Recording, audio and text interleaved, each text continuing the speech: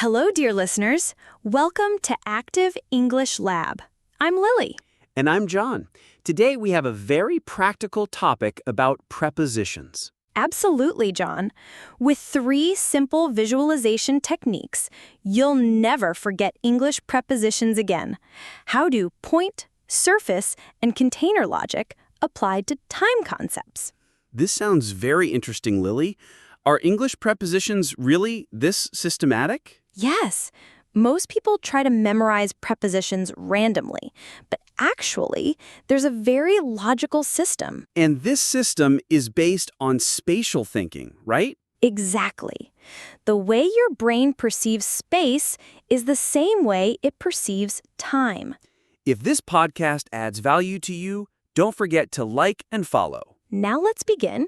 First technique, point, surface, container system. Lily, how do these 3 categories work? Can you explain? Sure, John. In spatial thinking, there are 3 fundamental concepts. Point is a point. Surface is a surface. Container is a container. And how are these connected to English prepositions? At shows a point. On shows a surface. In shows a container. Can you give spatial examples? At the door is a point. On the table is a surface. In the box is a container. That makes sense. How does it work for time? The same way. At 3 o'clock is a time point. On Monday is a time surface. In January is a time container. What does time surface mean? Think of days as surfaces. Days like Monday, Tuesday are surfaces you stand on. In time container? Months, years, seasons, these are time containers. You live inside them. Very clear. Are there other examples? At midnight, at noon, specific time points. On New Year's Day, a day is a surface. In winter is a time container. How do you explain at night? Night is an indefinite time period. It's perceived like a specific point. Morning and afternoon are the same. We say in the morning, though. Morning can also be perceived as a container. There are these flexible uses, but the system is still valid. Does this system explain exceptions too? It explains most of them.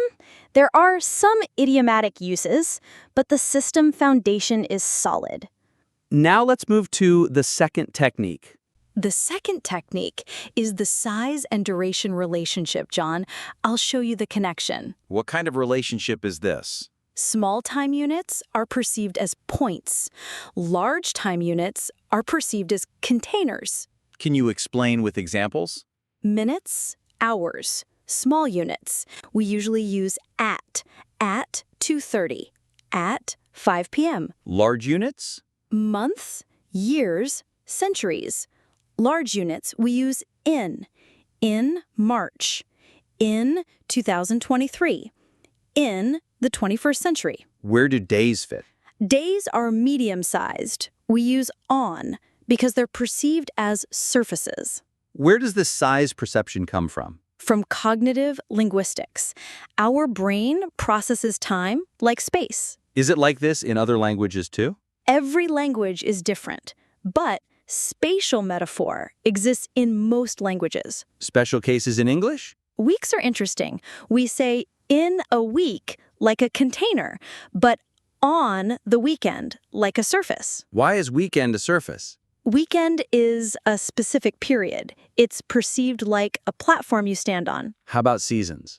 In summer, in winter. Containers. Long periods. John, part of day expressions. In the morning, in the afternoon, in the evening. Containers. At night. Point. Why is night different? Historical usage. Night is associated with darkness, like a specific moment. Are these patterns consistent? Mostly consistent. There are some idiomatic exceptions, but the system is strong. Let's move to the third technique. Is the third technique about movement and direction, Lily? Yes, John. Prepositions like to, from, through, into show spatial movement. How do we use these in time? Think of time as a journey, from Monday to Friday, a time journey. How does through work? Through the week, through the month, going through a time period. Is into used in time? Yes, going into the new year, entering a new time container. What about during? During shows being inside a period, during the meeting, during summer. What does for express? For shows duration, for 2 hours, for a week, length of time. How does since work? Since shows starting point. Since Monday, since 2020, starting point. Until? Until shows end point. Until Friday. Until next month, ending point. Within? Within shows boundaries. Within a week. Within the limits of a week. How is by used? By shows deadline. By Friday. By next week. At the latest, by that time. Why are these movement prepositions important? They show time relationships clearly. They're used a lot in narratives. Can you give practical examples? From morning to evening, I worked through the problems. By night, I was exhausted. This is like storytelling. Yes, time prepositions are very important in storytelling. John, now let's talk about preposition collocations. This is a very important topic. What exactly does collocation mean? Word combinations used together. Some words come with specific prepositions. Examples related to time? In time and on time have different meanings. In time, arriving in time. On time, exactly on time. Is this difference important? Very important. I arrived in time for the meeting. I made it to the meeting. I arrived on time. I came at the exact time. Other examples? At times, sometimes. In times of, during times of, for the time being, for now. There seem to be many collocations with the word time. Yes. Ahead of time, behind time, in no time, over time. How will we learn these? You need to learn in chunks, not word by word, but in phrases. Prepositions related to age? At the age of, in your 20s, over 40, under 18. Period expressions? For a while, in a moment, after a time, before long. Frequency expressions? At intervals, from time to time, every now and then. Do we need to memorize these collocations? Yes, but memorizing by understanding patterns is more effective. What patterns? Abstract concepts usually take in love, in trouble, in time. Concrete situations? Concrete situations can take at or on, depends on context. Do you recommend sources on this topic? Collocation dictionaries are very useful. There are online resources too. Lily, what are the most common preposition mistakes that non-native English speakers make? The most common mistake is using in for days. Many languages use different prepositions for days. The correct form is on Monday, right? Yes, on Monday, on Tuesday, days are perceived as surfaces. Other common mistakes? Saying at morning for morning. The correct form is in the morning. Morning is perceived as a container. The in the night mistake? This is also common. The correct form is at night. Night is perceived as a point. Mistakes with hours? Saying in 3 o'clock. The correct form is at 3 o'clock. Specific time is a point. Issues with months? Usually used correctly. In January. This is easy because it's logical. Are there problems with years? Sometimes they say at 2023. The correct form is in 2023. Year is a container. How can we correct these mistakes? Use the visualization technique. Imagine point, surface, container. Do you recommend practical exercises? Describe your daily routine in English, in the morning, on Monday, at 8 a.m., etc. Correction techniques? Develop self-correction habits. check after you speak. Is teacher feedback important? Very important, but self-awareness is more sustainable. Things to pay attention to in reading? Observe preposition usage in native texts. Notice patterns. In writing? Review your written texts from a preposition perspective. John, let's talk about more complex preposition usage for advanced students. What kind of complex usage? Phrasal prepositions, for example. In spite of, on behalf of, by means of. How do these work? These should be learned as chunks. Analyzing piece by piece doesn't work. Phrasal prepositions related to time? In the course of, on the occasion of, at the time of. Are they important in academic writing? Very important. These structures are frequently used in formal register. Prepositional phrases? In recent years, over the past decade, during this period. Should these phrases be memorized? Yes, but you also need to understand their meanings. Special usage in business English? By the deadline, within the time frame, throughout the project. Literary usage? In days of old, at the dawn of time, through the ages. These are poetic expressions. Yes, but they're also used in modern writing. Are there regional differences? There are small differences between American and British English. Examples? On the weekend, US, versus at the weekend, UK. Which version should we learn? It's good to know both, but consistency is important. Which version is valid in tests? Usually, both are accepted, but it depends on the test format. Lily, how can we apply this preposition logic in daily life? The first strategy is daily routine narration. Pay attention to prepositions when describing your day in English. What kind of routine?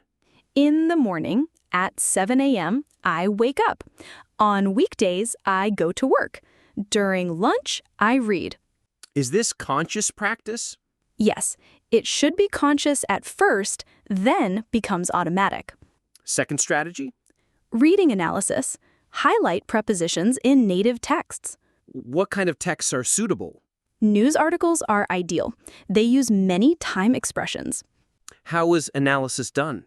Ask why each preposition was chosen. Notice patterns. Third strategy? Keep an error log. Record your preposition mistakes. How does this help? You see your personal error patterns. You can do targeted practice. Fourth strategy? Visualization exercises. Create mental images.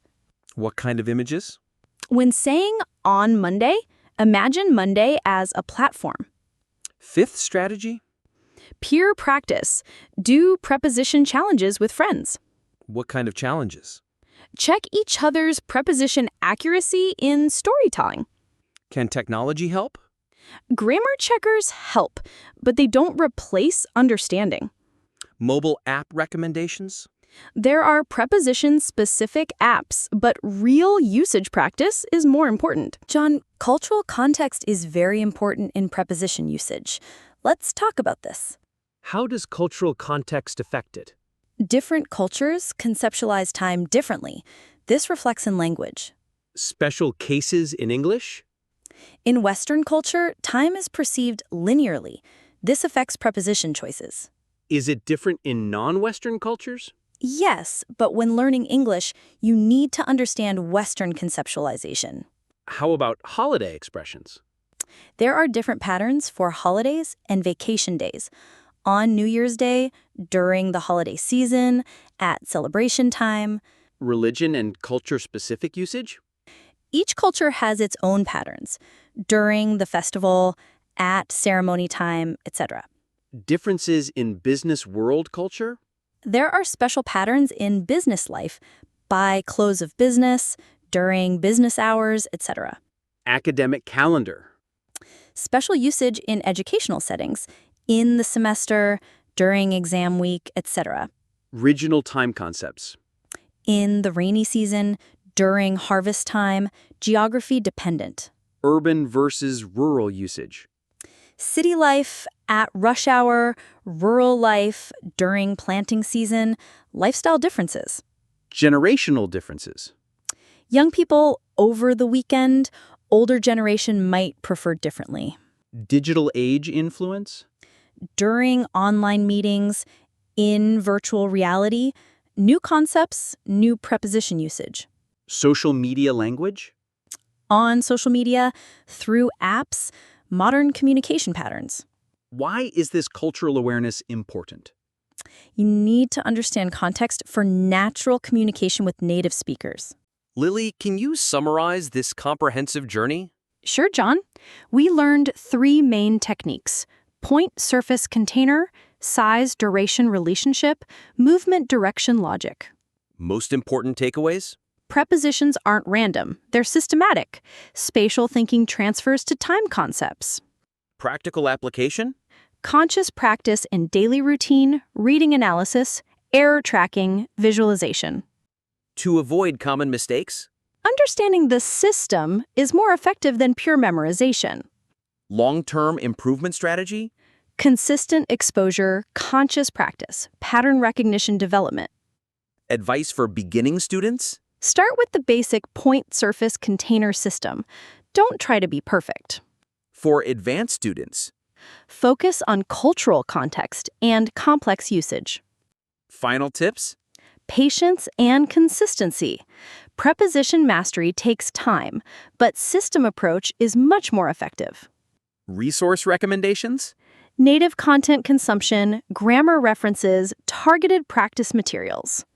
For listeners who liked this episode, Let them ask questions and comments, share experiences. next episode preview? We'll explore English stress patterns, rhythm, and flow. That sounds fascinating. Thank you for joining us today. Remember, preposition logic is learnable. Keep practicing, keep improving. See you next time. Until then, pay attention to preposition patterns everywhere. Goodbye.